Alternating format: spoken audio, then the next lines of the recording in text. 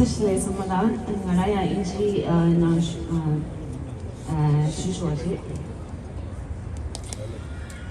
my fellow Tibetans, what I'm going to share today will trigger some of you, and I'm sorry, but we know all too well as a people who have endured 7 decades of colonial dispossession and displacement in Tibet and in exile that we have no choice but to be resilient and resist.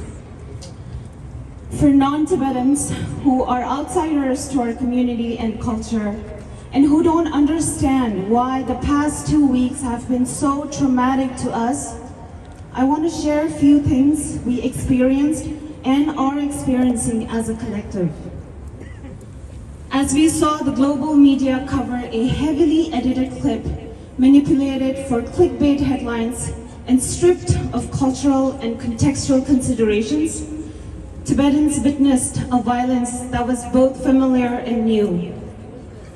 When the world rushed to pronounce that the interaction between His Holiness the Dalai Lama and the young Indian boy was motivated by harm, and his lifelong legacy of spreading and practicing his messages of love, compassion, and world peace, it was also an attack on our way of being in this world. In great distress, day and night, we had to justify our way of being. That as Tibetans, what we saw in that interaction is a familiar, affectionate behavior between young kids and grandparent figure in our community. Those who were unconvinced by the cultural context of this interaction, they asked us for evidence, as if it's too audacious for Tibetans to be trusted on to speak about the Tibetan culture. Those who were convinced by the cultural context and yet applied their foreign lens on Tibetan culture declared that ours is backwards, is disgusting, and has no place in the so-called modern world. As if our colonizer China, using the same rhetoric in its attempts to annihilate our culture and identity, was not enough. Then there were those who have always denied our agency as a people and our right to self-determination, grabbed this opportunity to repeat their violent rhetoric that our quote-unquote backward culture deserved invasion and colonization. In addition to witnessing such profound harm on virtual spaces, we're now witnessing real-life implications. Our young kids are being bullied and harassed in schools by their peers and teachers for their faith in His Holiness the Dalai Lama. Our community is having to convene supportive listening spaces and panel discussions with health professionals to discuss how we can cope with the collective trauma we have experienced in the past 2 weeks and how we can mitigate the harm.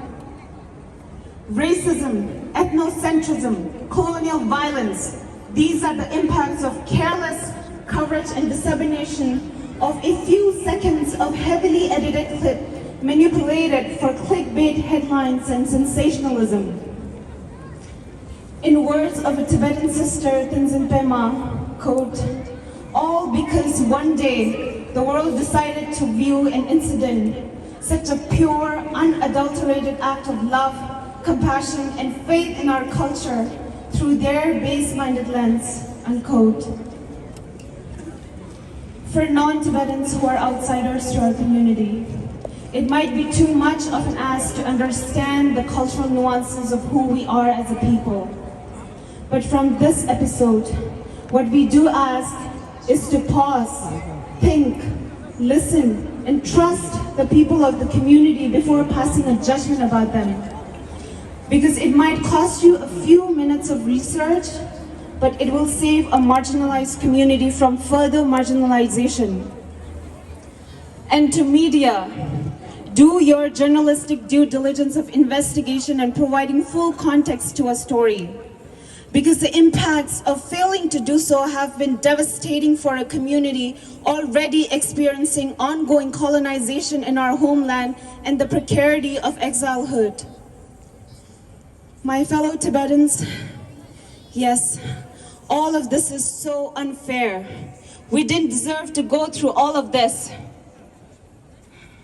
But as with every obstacle, we will overcome this one too. And we will remain steadfast in our fight against the Chinese illegal colonial occupation of Tibet, where the real focus on Tibet needs to be. Pergelo!